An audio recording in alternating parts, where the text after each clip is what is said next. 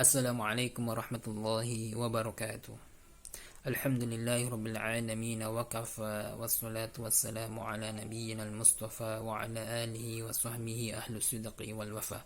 Subhanaka la ilma lana illa ma 'allamtana wa 'allimna ma yanfa'una wa zidna ilma. Allahumma inna nas'aluka 'ilman nafi'a wa rizqan thayyiba wa 'amalan mutaqabbala. Amma ba'du. Ikhwani fillah rahimakumullah. Syukur alhamdulillah, di tengah situasi seperti ini kita masih diberi kesempatan oleh Allah Subhanahu wa taala untuk bertatap muka meskipun secara tidak langsung hanya melalui penggalan video ini. Semoga tidak menyurutkan niat kita dalam mempelajari dan mendalami sejarah Nabi kita, Nabi besar Muhammad sallallahu alaihi wasallam.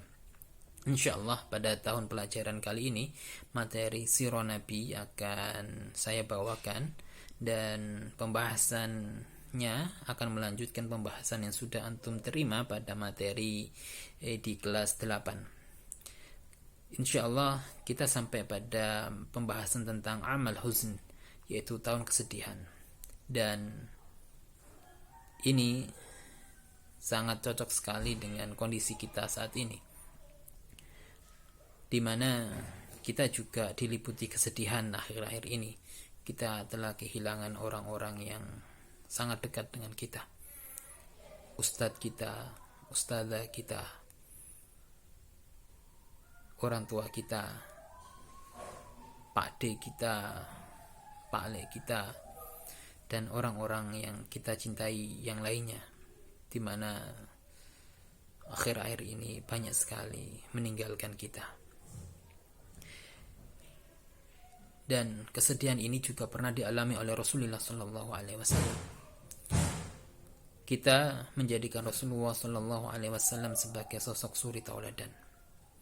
Kita harus tegar sebagaimana Rasulullah sallallahu alaihi wasallam juga tegar ketika mengalami periode-periode yang sangat sulit, periode-periode di mana beliau mengalami kesedihan sepeninggal dua orang yang sangat beliau cintai.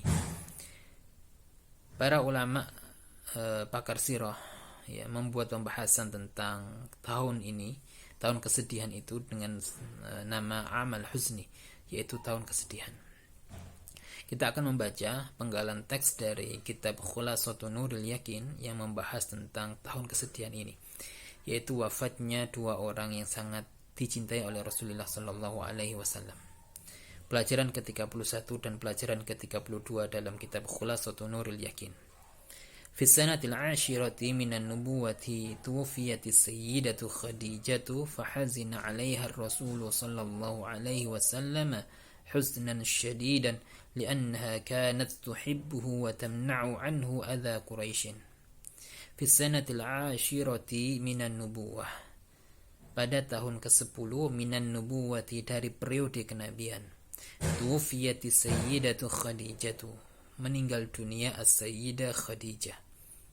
Fahazina 'alaiha ar-rasul sallallahu alaihi wasallam huznan syadidan, maka bersedihlah atas wafatnya Khadijah Rasulullah sallallahu alaihi wasallam. Rasulullah sallallahu alaihi wasallam bersedih atas wafatnya Khadijah, huznan syadidan, dengan kesedihan yang amat sangat mendalam. Kenapa? Li'annaha kanat tuhibbuhu, karena sesungguhnya Khadijah itu orang yang sangat mencintai beliau.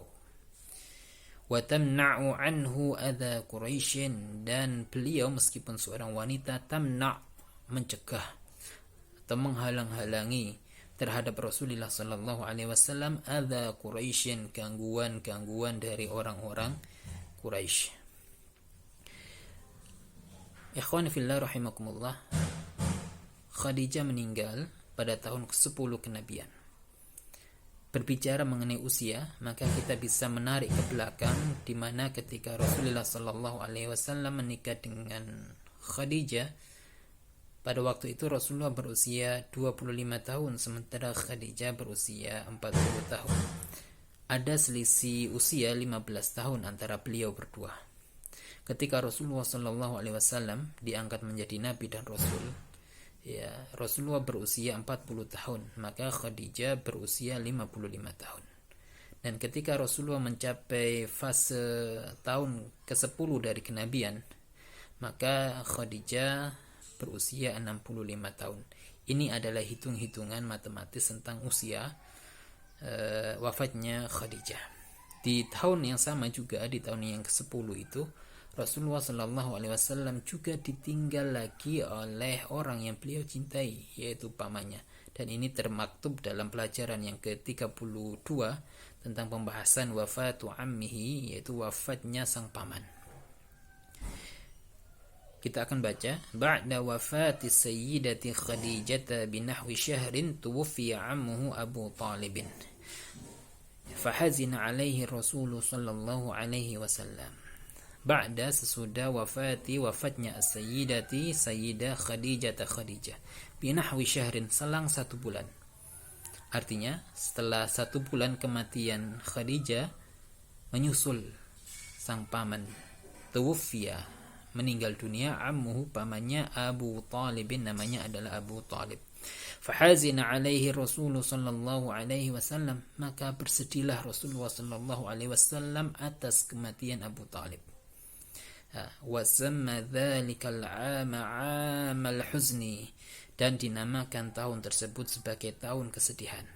Kenapa? Li'annahu faqada fihi zaujahu wa 'ammahu, karena pada tahun itu faqada fihi, telah kehilangan di tahun itu, zaujahu, pasangan beliau yaitu Khadijah, wa 'ammahu, dan juga paman beliau. Kita mencermati kalimat zaujahu yang dipilih oleh Syekh Umar Abdul Jabbar, bahwa kalimat zaujahu, kalau kita belajar bahasa Arab, dalam istilah fikih juga disebutkan bahwa zauj itu bermakna suami, sementara istri itu adalah zaujah. Tetapi kita tidak mendapatkan di dalam Al-Quran satu kata pun yang memuat kalimat zaujatu atau istri. Al-Quran hanya memuat kalimat zauj, ya, zauj. Tidak ada kalimat zaujah. Karena secara fitrah, ya, laki-laki itu memiliki pasangan seorang perempuan, dan seorang perempuan memiliki pasangan seorang laki-laki. Maka kalimat zauj ini menjembatani keduanya. Para ulama ahli tafsir mengatakan bahwa penggunaan kalimat tersebut, ya, sebagai pertanda bahwa ketika seorang laki-laki dan perempuan menikah, maka keduanya memiliki kesetaraan sebagai dua insan yang bersatu dalam hidup rumah tangga. Masing-masing adalah belahan jiwa bagi pasangannya. Maka kalimat zauj ini digunakan, bisa untuk laki-laki, bisa untuk perempuan dalam bahasa Al-Quran, yang artinya adalah pasangannya masing-masing. Maka karena istri adalah belahan jiwa suami, maka begitu sedihlah Rasulullah Sallallahu Alaihi Wasallam ketika ditinggal pergi oleh sang istri, seolah-olah separuh jiwanya telah hilang.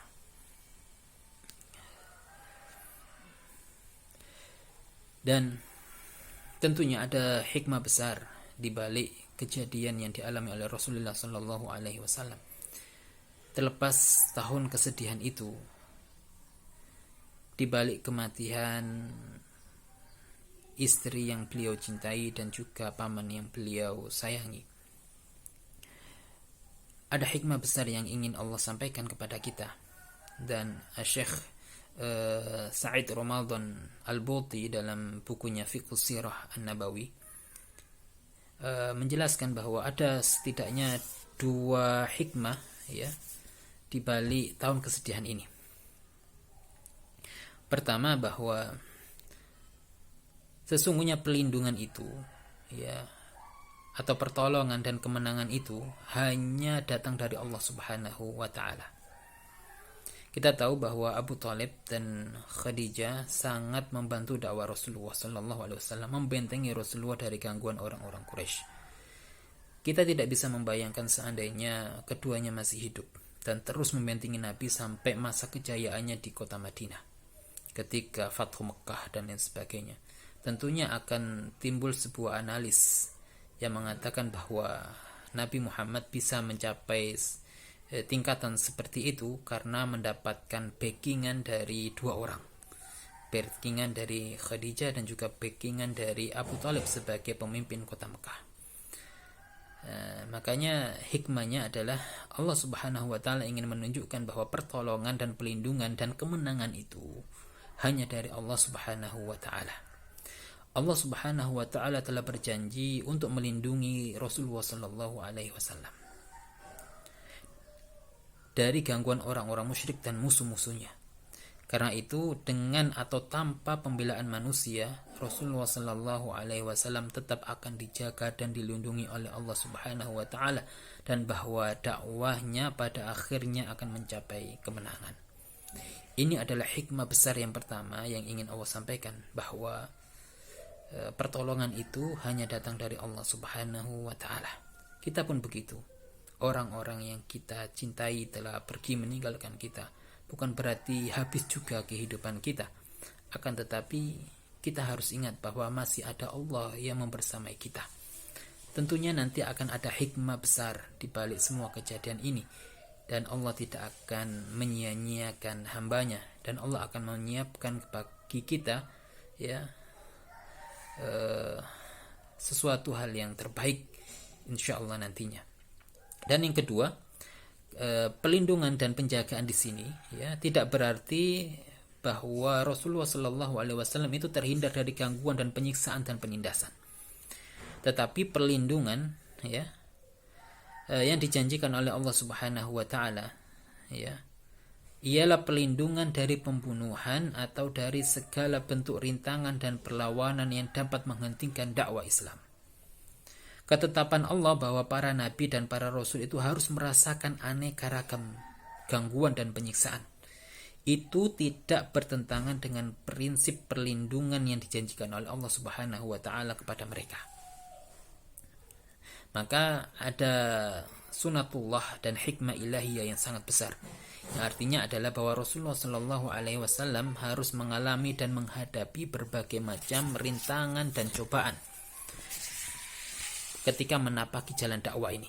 Sebab dengan demikian kita bisa merefleksikan diri kita sendiri, calon dai di masa yang akan datang, bahwa para dai itu akan dihadapkan pada rintangan dan cobaan yang akan ditemui di jalan dakwanya nanti. Dan Rasulullah SAW juga mengalami hal itu. Maka tidak perlu bersedih ketika kita berdakwah di tengah masyarakat, di tengah umat mendapatkan rintangan dan cobaan. Karena Rasulullah SAW dan juga nabi-nabi sebelum beliau juga mengalami hal yang sama. Seandainya Nabi Muhammad SAW berhasil dalam dakwanya tanpa mendapatkan penderitaan atau tanpa perjuangan yang berat, niscaya para sahabat dan kaum muslimin yang lainnya sesudah beliau inginnya berdakwah juga dengan santai, sebagaimana yang dilakukan oleh beliau, dan merasa berat menghadapi penderitaan dan ujian yang mereka temui di jalan dakwah. Karena apa? Karena melihat dakwanya santai.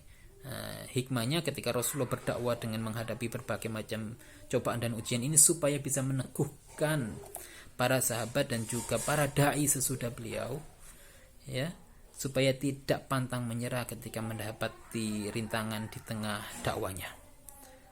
Jadi dengan melihat penderitaan yang dialami Rasulullah Sallallahu Alaihi Wasallam, maka akan terasa ringanlah beban penderitaan yang akan dihadapi oleh kaum muslimin di jalan dakwah nanti.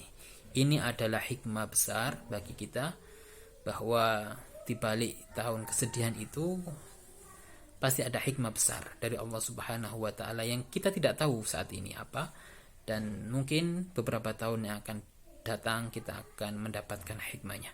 Semoga Allah Subhanahu wa taala mengganti kesedihan kita ini dengan kebahagiaan di masa yang akan datang, dan kita bisa menteladani Rasulullah sallallahu alaihi wasallam dalam fase-fase seperti ini, karena beliau adalah sebaik-baik suri tauladan.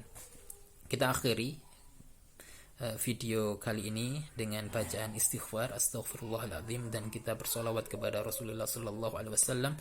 Allahumma salli wa sallim wa barik ala nabiyyina Muhammadin wa ala alihi wa sahbihi ajma'in.